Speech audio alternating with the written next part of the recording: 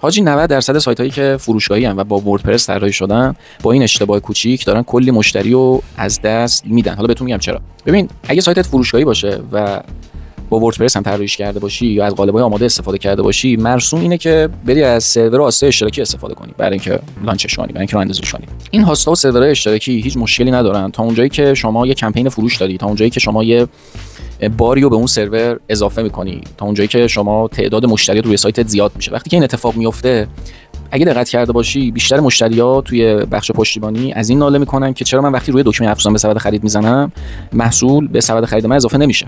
خب اینجا ما یه حالتی داریم توی وردپرس که بهش میگیم حالت ایجکس. حالت ایجکس هم این شکلیه که شما وقتی اگه فعالش کرده باشی توی سایت وردپرسیت، این شکلی میشه که وقتی مشتری روی دکمه افزودن به سبد خرید کلیک میکنه، صفحه بدون اینکه رفرش بشه محصول به سبد خرید مشتری اضافه میکنه.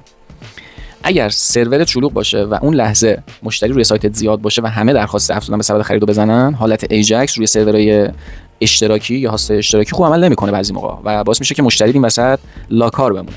برای رفع کردن این موضوع هم تنها کاری که میتونی بکنی اینه که این حالت ایجکس رو غیر فعال کنی، حداقل برای یه بازه زمانی کوتاه. حالت ایجکس حالت بدی نیست، ولی وقتی روی سرورهای اشتراکی یا هاست اشتراکی راه اندازی میشه و ازش استفاده میشه، یه خورده توی بار بالا باعث اختلال میشه که خب چرا جلوشو نگیریم وقتی میتونیم.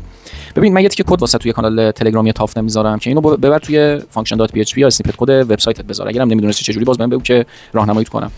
بعد از اینکه این کدو گذاشتی بعد بری توی تنظیمات ووکامرس، اگر فارسی ووکامرس پیکربندی محصولات یه جای اونجا داره، حالا من توی ویدیو هم واسط گرفتم که باید تیک دکمه انتقال به برگه سبد خرید بعد از افزودن به سبد خرید رو فعال کنی. وقتی این تیکو فعال کنی، مشتری بعد از اینکه دکمه افزودن به سبد خرید رو میزنه مستقیم وارد برگه سبد خرید میشه و اینطوری درخواست رو به صورت ایجکس ارسال نکردی، مستقیم بعد از هر دکمه افزودن به سبد خرید مستقیم مشتری توی برگه سبد خرید با اون محصولی که انتخاب کرده. اینطوری درصد خطا رو توی بار بالای سرور یا بار بالای وبسایت، اون موقعی که وبسایت شلوغه، درصد خطا رو تا حد زیادی کم کردیم. اگرم سوالی داشتی بهم بگو که راهنماییت کنم. خیلی مخلصم.